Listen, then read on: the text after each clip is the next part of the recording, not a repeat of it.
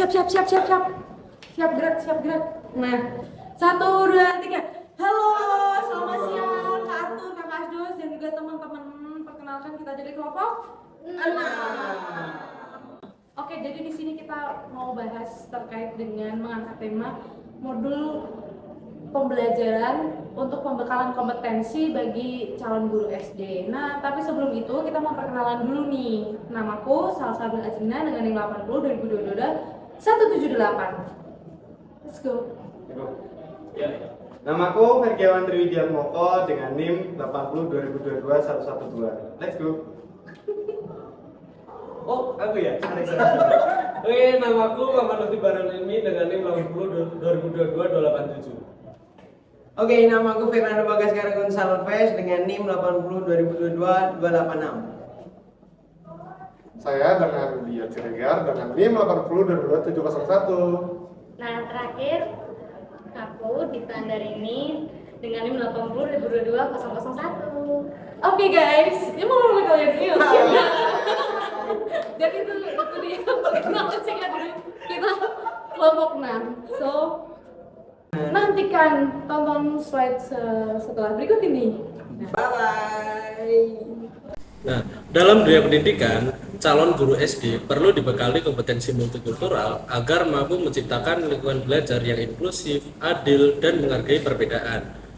Dengan adanya modul ini, sebagai panduan praktis untuk membantu calon guru SD dalam memahami dan menerapkan prinsip-prinsip pendidikan multikultural. Semoga modul ini bermanfaat bagi kita semua.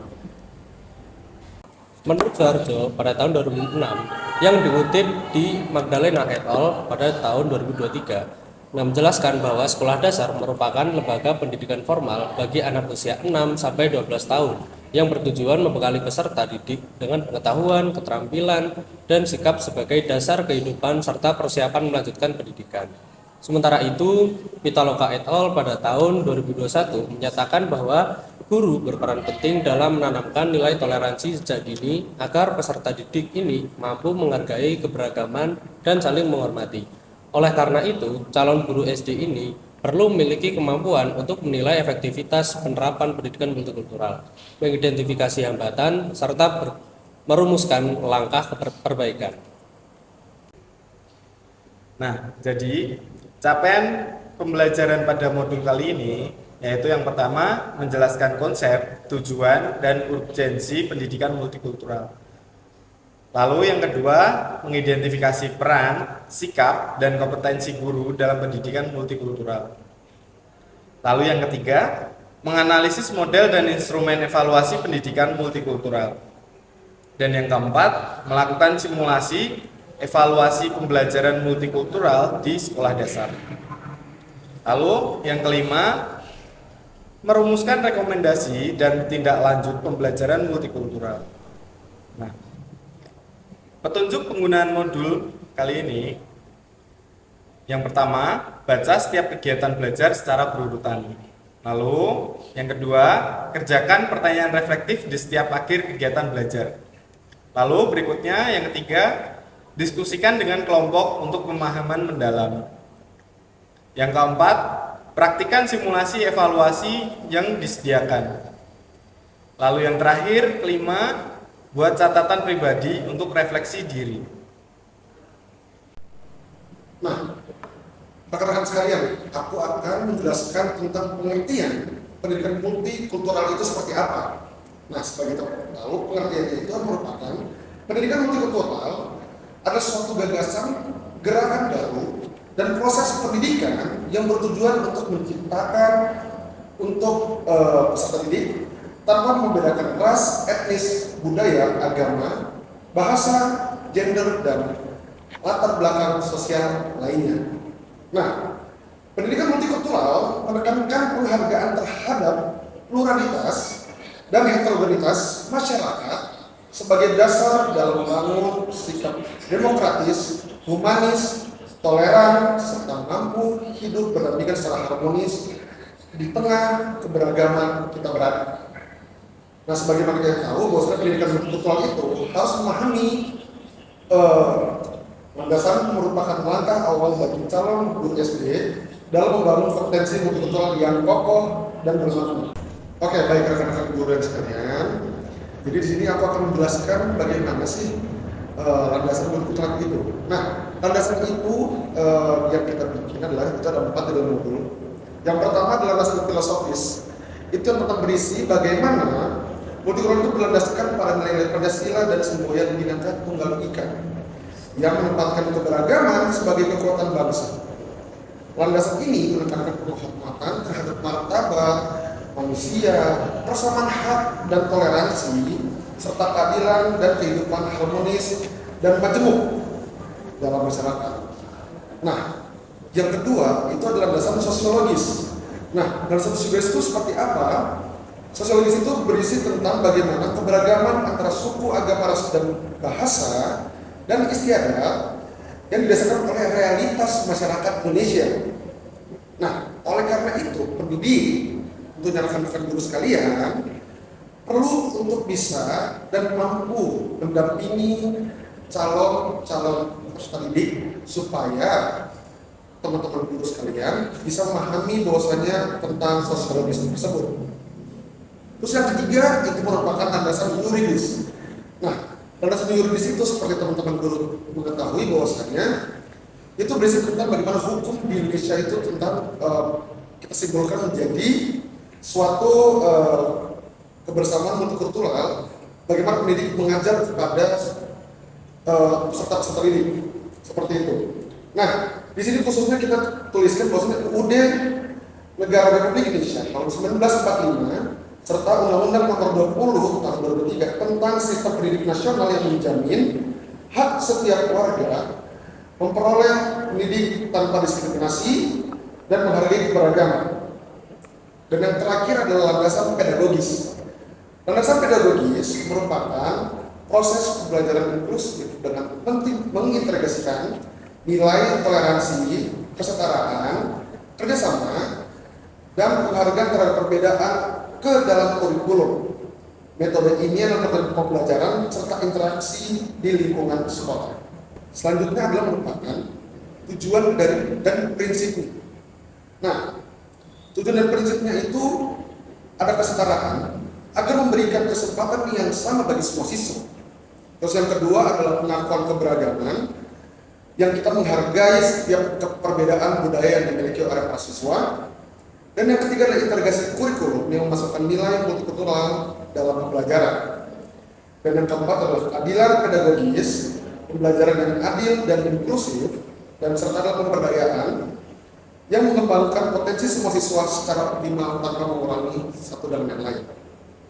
Baik rekan-rekan guru sekalian, sebagaimana kita tahu bahwa pendidikan multikultural itu memiliki relevansi bagi sekolah dasar itu sangat amat tinggi ya teman-teman semuanya. Bahwasanya pada masa anak-anak pembentukan karakter anak-anak itu, pendidikan multikultural itu sangat amat menjadi pandangan yang sangat penting buat bagi siswa-siswa SD seperti itu. Karena masa pembentukan karakter anak-anak itu bermula dari umur 7 tahun seperti itu. Nah, teman-teman, saya ingin memberikan pertanyaan tentang reflektif bagaimana 3 sikap guru-guru yang mencerminkan kompetensi multikultural. Nah, mungkin teman-teman bisa mengartikannya dari gambar ini. Oke, jadi setiap guru wajib memiliki 3 sikap yang mencerminkan kompetensi multikultural. Yang pertama ada empati, yang kedua ada keterbukaan dan kepekaan budaya. Nah, empati di sini setiap guru wajib memiliki dan bisa memahami bagaimana perasaan setiap siswa yang berasal dari latar belakang budaya yang berbeda. Yang kedua ada keterbukaan. Nah, di mana setiap guru harus menerima dan menghargai setiap perbedaan yang ada. Yang ketiga ada kepekaan budaya. Di sini guru wajib memiliki kepekaan terhadap setiap kebutuhan budaya yang diinginkan setiap siswa yang memiliki latar belakang budaya yang berbeda.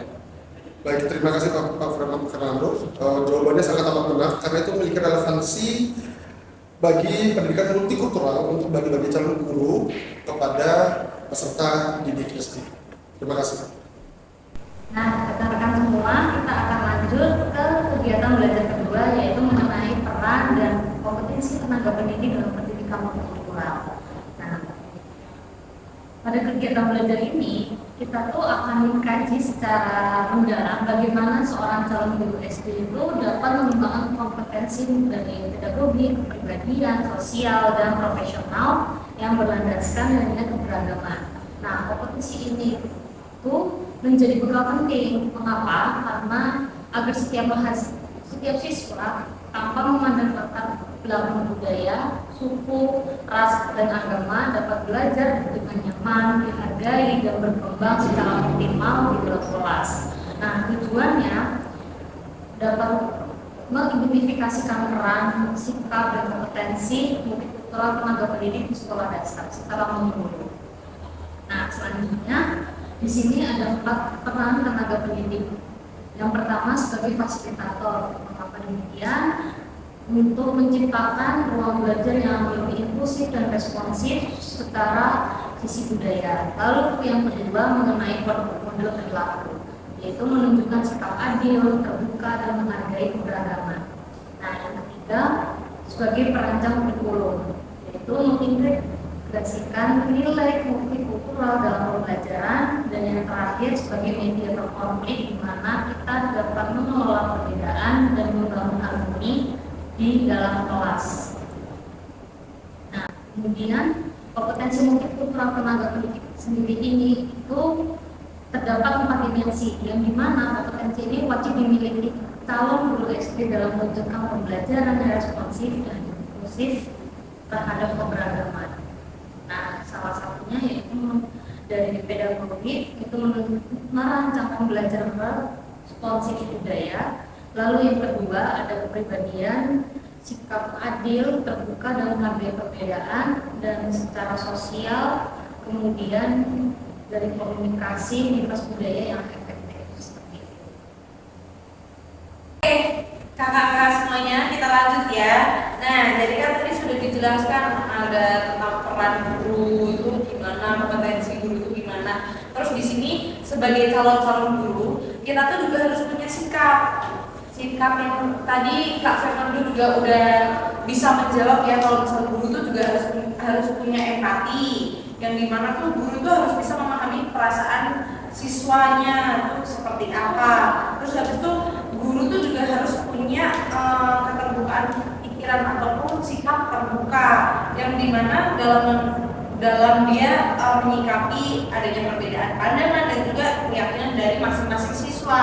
Terus guru itu harus mempunyai sikap peka terhadap perbedaan budaya, yang dimana itu harus bisa tercermin dalam suasana belajar mengajar, kayak harus bisa peka dalam memilih bahasa, terus contoh pembelajaran ataupun media pembelajaran ketika nanti kakak-kakak semua mengajar di dalam ruang belajar gitu. Terus guru itu juga harus punya yang namanya konsistensi yang dimaksud tuh apa sih? Nah, yaitu konsistensi dalam memperlakukan seluruh peserta didik itu sama, nggak ada kayak sikap diskriminasi ataupun pilih-pilihan atau ada yang favorit ini favorit itu. Nah, itu jangan sampai terjadi seperti itu ya. Tapi juga nggak menutup kemungkinan sih, sebagai guru kan kita juga punya tantangan kan yang dihadapi di realita ini. Kayak misalnya ada yang kadang tuh guru tuh nggak semua guru tuh mempunyai pandangan multikultur ya, seperti yang kita tadi udah dijelaskan.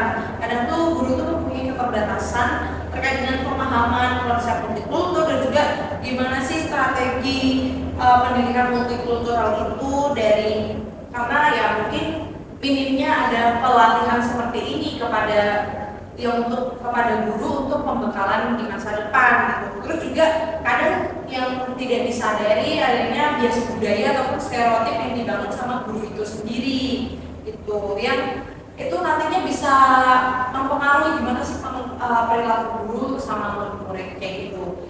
Terus kadang juga adanya keterbatasan waktu ya, karena di sekolah tuh kan paling cuma berapa jam pelajaran, berapa jam mengajar gitu kan, nggak 24 jam bersama siswa gitu. Nah, mungkin keterbatasannya di waktu situ, dan juga adanya kurikulum, tuntutan dari kurikulum gitu yang harus mengharuskan guru itu mencapai pembelajaran ini itu segala macam yang dimana mungkin agak bentrok dengan konsep multikultur itu seperti apa kayak gitu.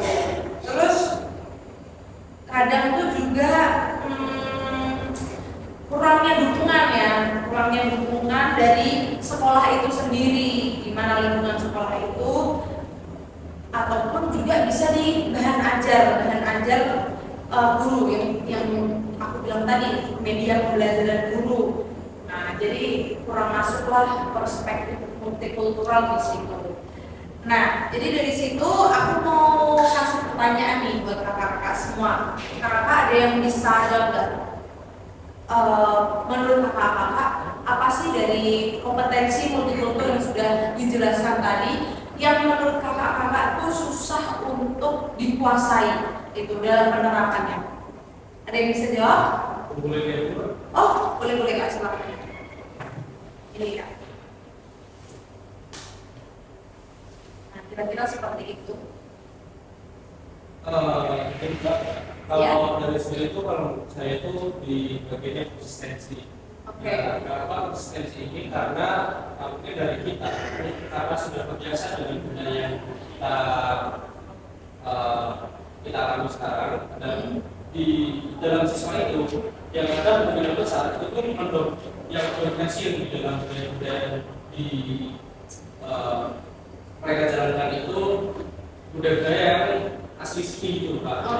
Yang mungkin ada beberapa siswa-siswa lain yang memiliki budaya dari luar. Nah, dengan kita itu karena sudah terbiasa dengan budaya lokal, itu kita itu menjadi lupa akan kebutuhan atau seperti itulah yang dimiliki sama orang-orang yang dari budaya luar. Jadi kayak kita jadi bias gitu kan.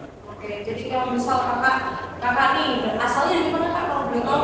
Dari Jawa. Dari Jawa. Misal kakak jadi guru di Jawa, terus habis itu kakak dapat murid itu yang juga ada dari Jawa, sama kan karena sudah berasal dari daerah yang sama, sudah tahu kebiasaan kayak gimana, terus kakak secara nggak sadar gitu lebih condong ke siswa itu dan kurang peka sama siswa yang dari luar Jawa gitu ya Kak.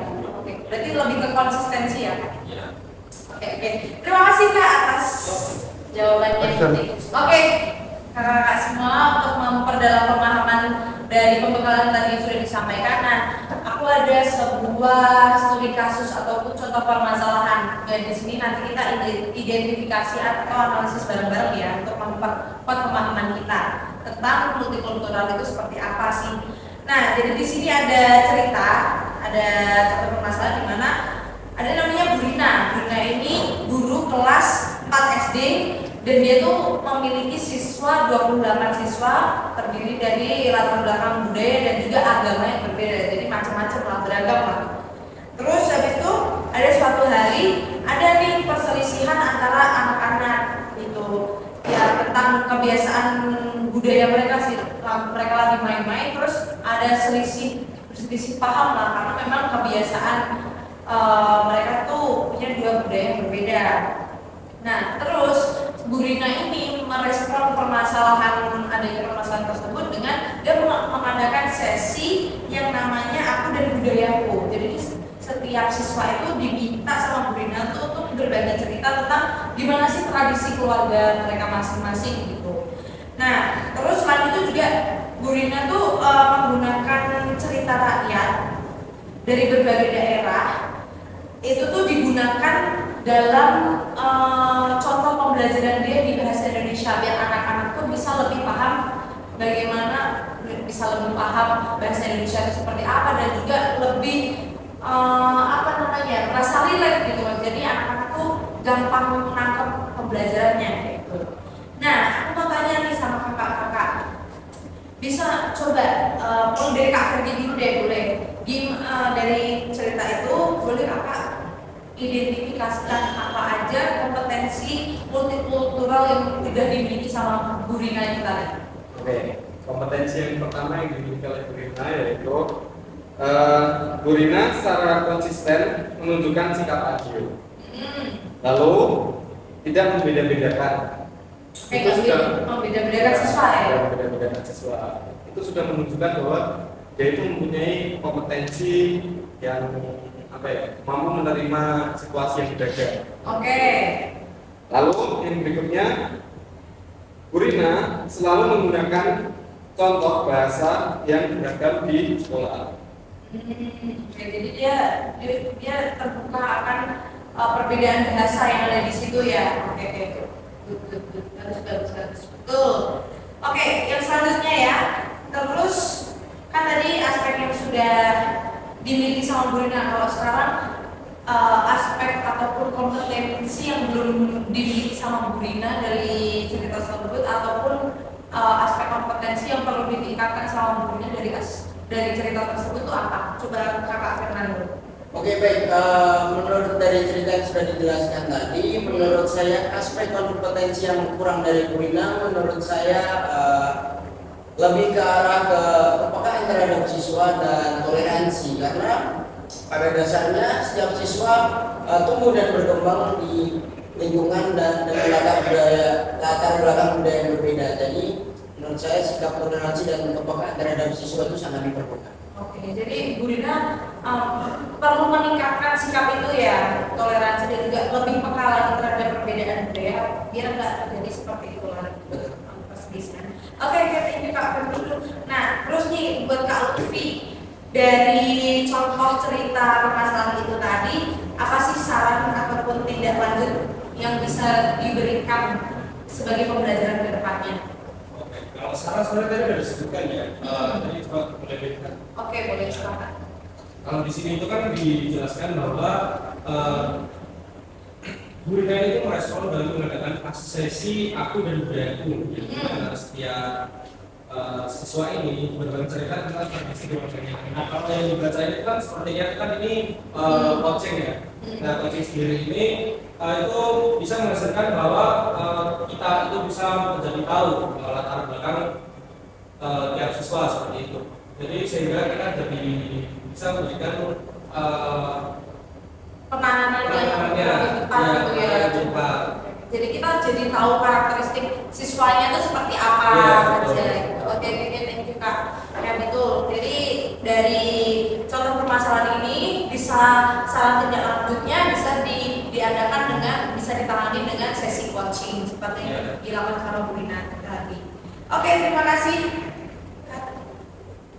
Oke, jadi kita udah tiba di penghujung acara. Nah, jadi dari penjelasan dari awal sampai akhir tadi, boleh nggak sih ada yang mau kasih pemahaman apa sih yang udah didapat dari pembekalan hari ini?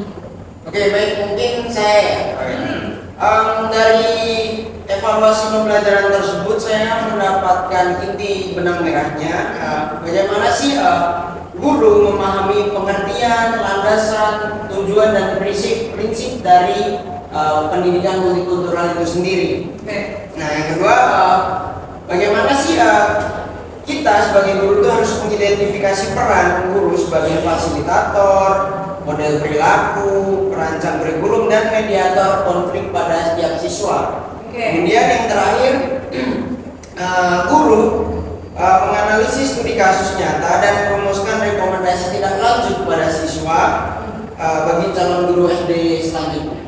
Oke, terima kasih banyak Kak Fernando. Ya, betul sekali ya Kakak semuanya. Jadi sebagai guru itu kita harus penting kita memiliki pemahaman multikultural dan kita penting untuk menerapkannya pada siswa. Karena apa?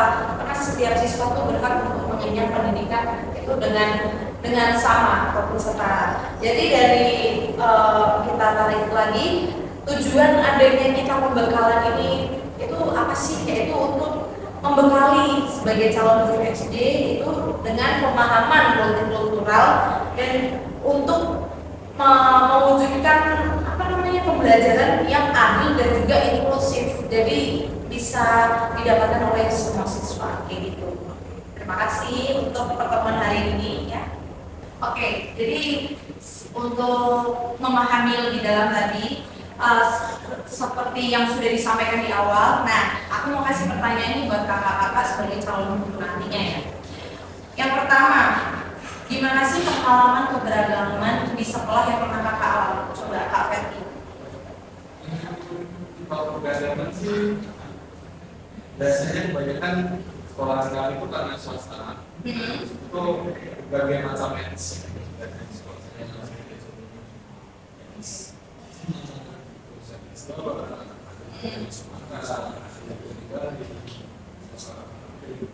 Oh, jadi berteman sama berbagai macam daerah gitu ya. Oke. Terus yang selanjutnya, sikap guru seperti apa sih yang tepat dalam menghadapi keberagaman siswa yang ada gitu? Yang pasti kita harus bisa mengikuti dari segi latar belakang mereka ya. Jangan sampai kita tuh nggak mengenal mereka yang sebagai siswa. Kita harus tahu latar belakang mereka itu budaya gimana, terus bahasa yang digunakan tuh seperti apa. Jadi kita harus bisa berbaur karena itu semua itu ditujukan untuk membangun sebuah bonding tadi. Oke, jadi memahami karakter siswa gimana gitu ya, kebutuhannya apa, latar belakangnya gimana. Oke. Betul. Thank you. Terus buat Kak Lutfi nih, kalau misal di sekolah itu ada tindakan bullying, tapi kadang tuh kan orang kan suka, anak-anak namanya anak-anak kadang suka ejek-ejekan pakai budaya mereka gitu kan, atau budaya lain. Nah gitu, gimana sih cara Kak Lutfi nantinya menghadapi tindakan tersebut? Kalau dari saya itu mungkin dari mereka yang sebagai pelaku media, tidak hanya semua sih, untuk pelaku atau korban itu lebih mungkin kita akan berikan seperti sosialisasi seperti itu, pemahaman mengenai toleransi. Jadi agar bisa meningkatkan toleransi sesama siswa tersebut dan bagiannya mengenai kemudian dampaknya seperti apa. Ya, itu preventifnya ya. Terus habis itu kalau misal ada kejadian seperti itu juga bisa kita atasi dengan ada konseling, sesi coaching, mentoring gitu ya. Oke, betul. Terus gimana sih caranya kita untuk bisa menciptakan kelas yang inklusif, yang berbasis multikultural aja di studio? Kemudian aku juga Oh iya benar. kalau seperti itu mungkin karena di kelas itu mungkin ada beberapa siswa yang mungkin budaya itu karena mereka memiliki pandangan dalam satuan itu berbeda juga karena kebiasaan dari latar belakang budaya itu mungkin kita akan menerima semua pendapat dari semua siswa yang berbeda dari situ, jadi sehingga mereka bisa merasa diterima seperti itu. Sehingga tidak ada yang berdasarkan merasa terdiskriminasi seperti itu. Jadi kita lebih open minded gitu, lebih terbuka terhadap keberagaman yang dimiliki sama siswa gitu. Oke, yang terakhir nih, komitmen kakak sekalian sebagai calon guru untuk nantinya bisa menerapkan kompetensi ataupun pemahaman multikultural itu seperti apa? Kalau dari itu sih kita lebih ke meningkatkan kepribadian kita sendiri ya. Dari segi simpati, konsistensi, sama toleransi. Oke, nice. Thank you ya kakak untuk waktunya. Ready guys? Nah, oke, terima kasih teman-teman semua karena sudah menyimak video kita sampai akhir. Thank you for watching. Dan apa? Kak Nandu, kata-kata terakhir Kak Nandu. Selamat menikmati. Bukan.